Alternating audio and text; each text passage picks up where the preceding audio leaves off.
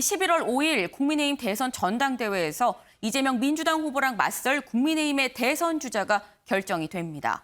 어제부터 시작된 당원 투표 서버가 마비될 정도로 굉장히 뜨거운 관심이 쏠리고 있는데요. 정권을 재창출할 적임자라고 자처하면서 막판 스퍼트에 나선 국민의힘 대선 경선 후보들 저희가 직접 만나봤습니다.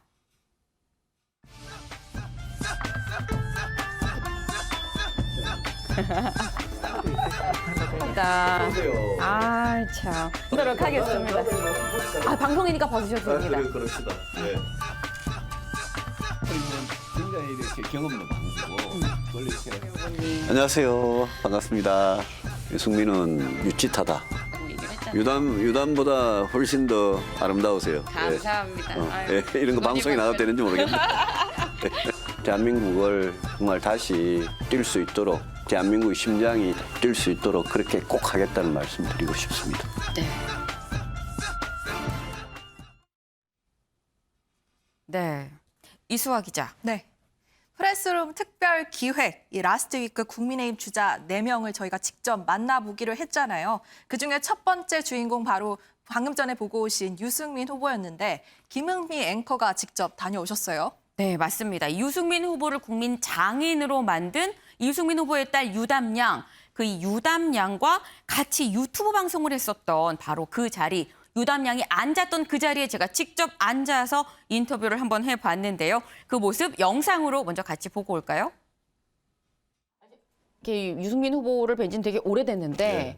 까만색으로 머리 염색한 거는 제가 처음 봤습니다. 저 뭐 누구 말 떠나 머리털 나고 네. 염색 처음 해봤어요. 이번에 네. 캠프에서 하도 염색하라 그러고 또 미장원에 가라 그래가지고 미장원에도 갔었는데 네. 아 미장원 머리가 좀 이상하더라고요. 그게 약간 가발을 이렇게 씌워놓은 거. 미용실.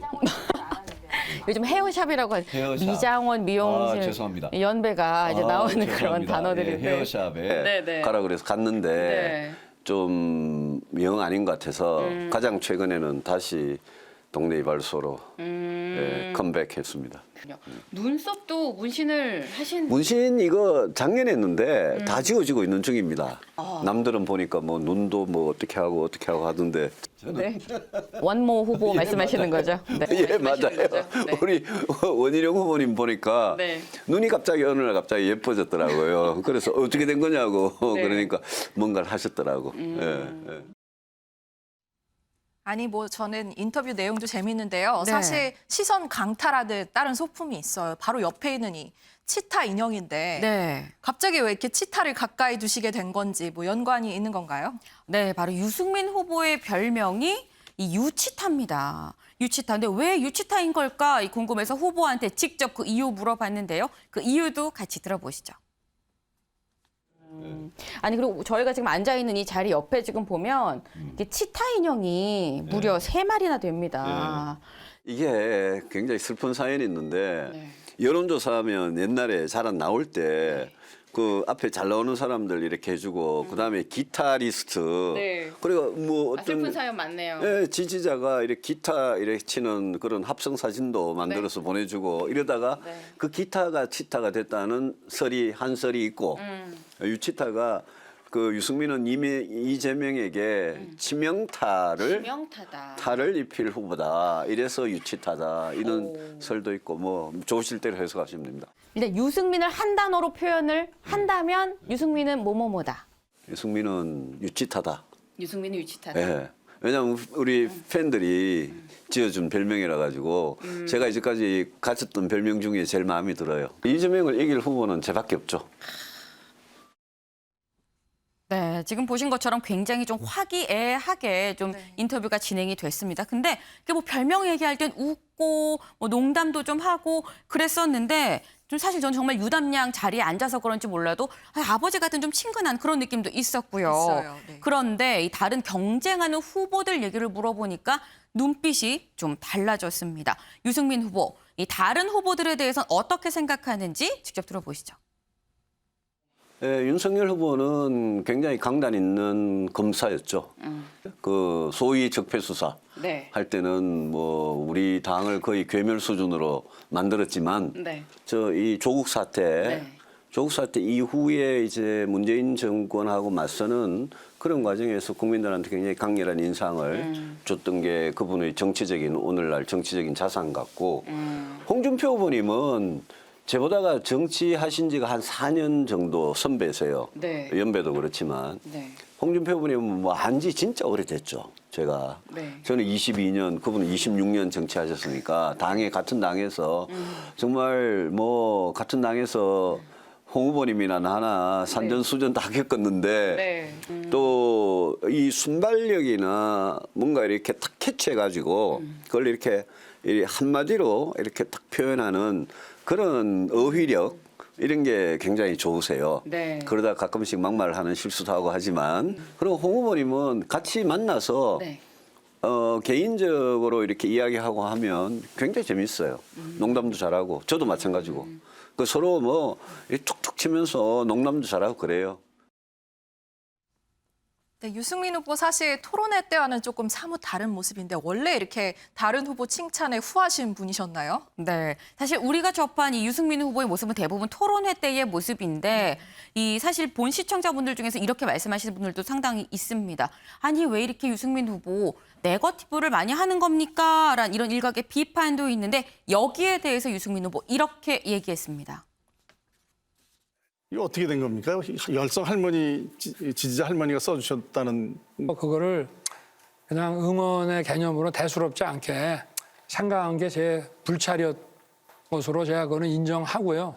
저는 22년 정치하면서 TV 토론 나오는데 손바닥에 왕자 써갖고 나온 사람은 제가 처음 봤어요. 네. 근데 그게 왜 중요하냐면 그게 네거티브가 아니라 우리가 최순실이라는 사람 때문에 탄핵을 당했는 걸 잊으면 안 됩니다. 이 당이. 있는데. 지도자가 대통령이 될 사람이 누구 말을 듣고 판단을 하고 누구 말을 듣고 의사결정을 하는 아주 중요한 문제다 이거는.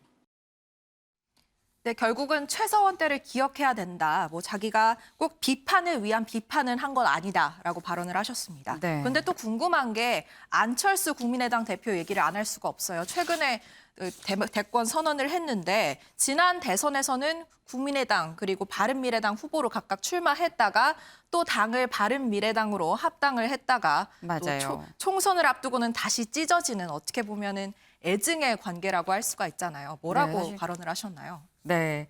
그래서 이 안철수 후보에 대해서도 저희가 직접 물어봤습니다.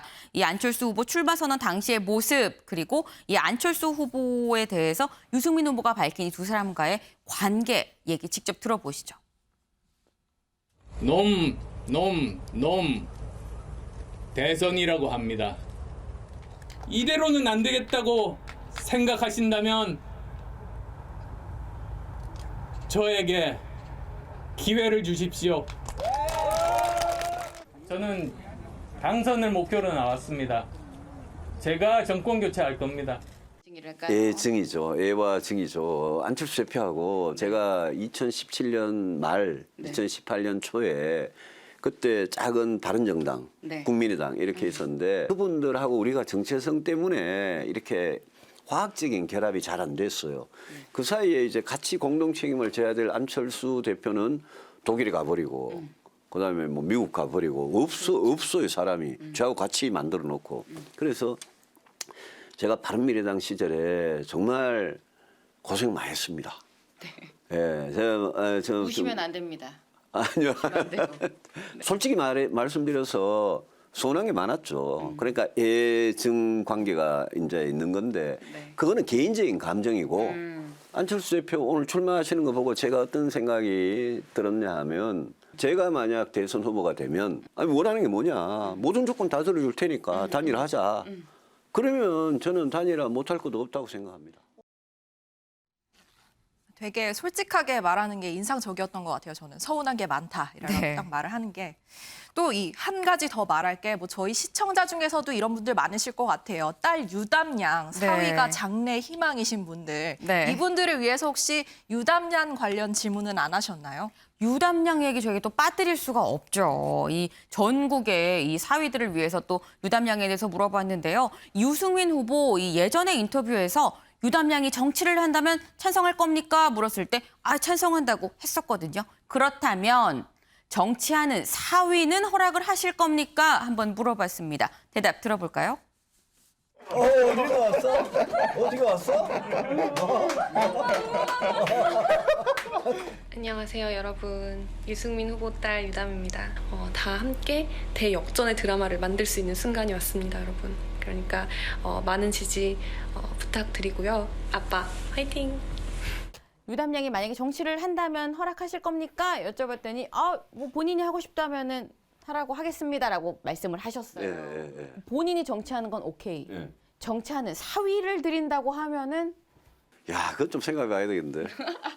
뭐 자기가 다 성인들인데 네. 자기가 누가 좋아서 그 사람하고 결혼해야 되겠다. 그러면 저는 뭐 그거 다 되고 뭘 따지거나 이럴 생각이 전혀 없어요. 정치라는 게 얼마나 거칠고 험하고 어려운지 제가 아니까. 아유 뭐 내 아들 내 딸은 정치 좀 안 했으면 좋겠다 싶은 생각은 당연히 있죠. 또 뭐 내 사위가 뭐 정치하겠다 그러면 또 하필 또 왜 정치하는 애하고 사귀냐 싶겠죠. 근데 저는 본인이 선택이라면 그거 굳이 반대할 생각 없습니다.